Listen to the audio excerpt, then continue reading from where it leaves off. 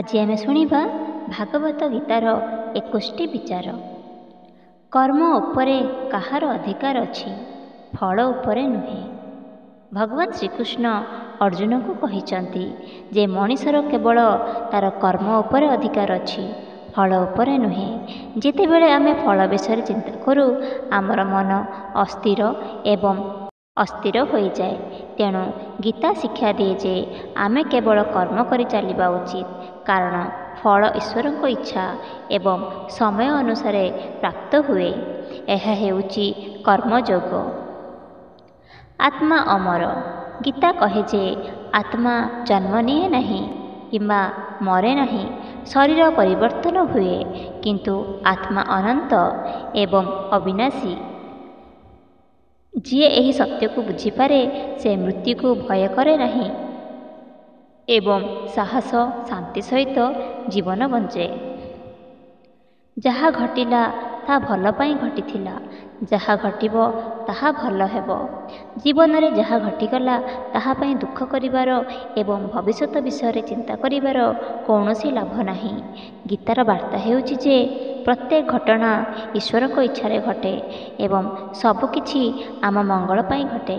ଏହି ଗ୍ରହଣୀୟତାର ଭାବନା ଆମକୁ ଚିନ୍ତା ଏବଂ ଭୟରୁ ମୁକ୍ତ କରେ। ଇଚ୍ଛା ହେଉଛି ଦୁଃଖର କାରଣ। ମଣିଷର ଅଗଣିତ ଇଚ୍ଛା ହେଉଛି ତାର ଦୁଃଖର ମୂଳ। ଯେ ପର୍ଯ୍ୟନ୍ତ ଜଣେ ବ୍ୟକ୍ତି ନିଜ ଇଚ୍ଛାକୁ ନିୟନ୍ତ୍ରଣ କରିନଥାଏ, ସେ ପର୍ଯ୍ୟନ୍ତ ସେ କେବେ ବି ସନ୍ତୋଷ ଏବଂ ଶାନ୍ତି ପାଇପାରିବ ନାହିଁ। ଗୀତା କହେ ଯେ କମ୍ ଇଚ୍ଛା ହେଉଛି ସୁଖର ପଥ। ସମାନତା ହେଉଛି ଯୋଗ।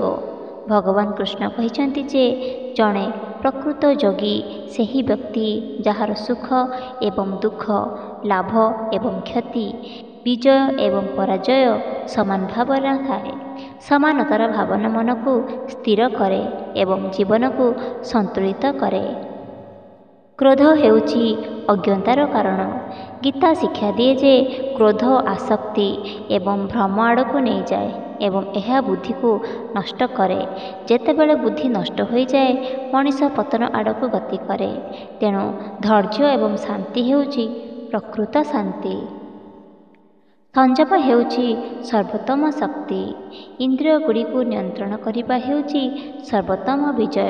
ଯେଉଁ ବ୍ୟକ୍ତି ନିଜ ଇଚ୍ଛା ଏବଂ ଇନ୍ଦ୍ରିୟଗୁଡ଼ିକୁ ନିୟନ୍ତ୍ରଣ କରେ ତାକୁ ପ୍ରକୃତ ବୀର କୁହାଯାଏ। ଗୀତା କହେ ଯେ କେବଳ ଜଣେ ସଂଯମ ବ୍ୟକ୍ତି ଆତ୍ମଜ୍ଞାନ ପ୍ରାପ୍ତ କରନ୍ତି। ଜ୍ଞାନ ଦ୍ୱାରା ହିଁ ମୁକ୍ତି। ସଂସାରର ଦୁଃଖ ଏବଂ ଆସକ୍ତିରୁ ମୁକ୍ତି କେବଳ ଜ୍ଞାନ ଦ୍ୱାରା ହିଁ ପ୍ରାପ୍ତ ହୁଏ। ଆତ୍ମା ଏବଂ ପରମାତ୍ମାଙ୍କ ସତ୍ୟକୁ ଜାଣିଥିବା ବ୍ୟକ୍ତି ଜନ୍ମ ଏବଂ ମୃତ୍ୟୁର ଚକ୍ରରୁ ମୁକ୍ତ ହୋଇଯାଆନ୍ତି। ଏହା ଗୀତାର ସବୁଠାରୁ ବଡ଼ ଶିକ୍ଷା। ଧର୍ମର ସୁରକ୍ଷା ହେଉଛି ସବୁଠାରୁ ବଡ଼ କର୍ତ୍ତବ୍ୟ। ଭଗବାନ ଶ୍ରୀକୃଷ୍ଣ କହିଛନ୍ତି ଯେ ଯେତେବେଳେ ଅଧର୍ମ ବୃଦ୍ଧି ପାଏ ସେତେବେଳେ ଧର୍ମର ସୁରକ୍ଷା କରିବା ଆବଶ୍ୟକ।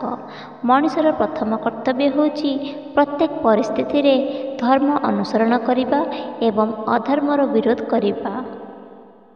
ଭକ୍ତି ହେଉଛି ସର୍ବୋଚ୍ଚ ମାଧ୍ୟମ। ଜ୍ଞାନ, ତପସ୍ୟା ଏବଂ ତ୍ୟାଗ ମହାନ, କିନ୍ତୁ ଭକ୍ତି ବିନା ସବୁ ଅପୂର୍ଣ୍ଣ। ଯିଏ ସତ୍ୟ ବିଶ୍ୱାସ ଏବଂ ପ୍ରେମ ସହିତ ଈଶ୍ୱରକୁ ପୂଜା କରେ ସେ ହିଁ ପରମ ଶାନ୍ତି ଏବଂ ମୋକ୍ଷ ପ୍ରାପ୍ତ ହୁଏ। ଈଶ୍ୱର ପ୍ରତ୍ୟେକ ଜୀବରେ ଅଛନ୍ତି। ଗୀତା କହେ ଯେ ପ୍ରତ୍ୟେକ ଜୀବରେ ଈଶ୍ୱରଙ୍କ ଏକ ଅଂଶ ଅଛି। ଯିଏ ସମସ୍ତଙ୍କ ମଧ୍ୟରେ ଈଶ୍ୱରଙ୍କୁ ଦେଖେ ସେ କାହାକୁ ଘୃଣା କରେ ନାହିଁ। ଏହା ହେଉଛି ଜଣେ ସତ୍ୟଜ୍ଞାନୀ ବ୍ୟକ୍ତିଙ୍କ ଦୃଷ୍ଟି। ମୃତ୍ୟୁ ନିଶ୍ଚିତ। ଯଦି କେହି ଜନ୍ମ ହୁଏ ତାର ମୃତ୍ୟୁ ନିଶ୍ଚିତ ଏବଂ ମୃତ୍ୟୁ ପରେ ପୁନର୍ବାର ଜନ୍ମ ମଧ୍ୟ ନିଶ୍ଚିତ। ଯେତେବେଳେ ଏହି ସତ୍ୟକୁ ବୁଝି ହୁଏ ସେତେବେଳେ ମୃତ୍ୟୁର ଭୟ ଶେଷ ହୁଏ ଏବଂ ଜୀବନ ସହଜ ହୋଇଯାଏ। କେବଳ ତ୍ୟାଗରେ ଶାନ୍ତି ଅଛି। ସୁଖ ଏବଂ ଆସକ୍ତି ମଣିଷକୁ ବାନ୍ଧି ରଖେ। ଯେତେବେଳେ ତ୍ୟାଗ ତାକୁ ମୁକ୍ତି ଦିଏ। ଗୀତା କହେ ଯେ ଯିଏ ଆସକ୍ତି ତ୍ୟାଗ କରେ କେବଳ ସେ ପ୍ରକୃତ ଶାନ୍ତି ଏବଂ ସୁଖ ଅନୁଭବ କରେ। ଜଣେ ପ୍ରକୃତ ଯୋଗୀ ହେଉଛନ୍ତି ଯିଏ କରୁଣାମୟ। ଯୋଗ କେବଳ ଆସନ ଏବଂ ସାଧନା ନୁହେଁ, ବରଂ ଅନ୍ୟମାନଙ୍କ ପ୍ରତି ଦୟା, କରୁଣା ଏବଂ ପ୍ରେମ ରଖିବା ହେଉଛି ପ୍ରକୃତ ଯୋଗ। ଯିଏ ସମସ୍ତ ଜୀବକୁ ଭଲ ପାଏ, ସେ ହେଉଛନ୍ତି ପ୍ରକୃତ ଯୋଗୀ।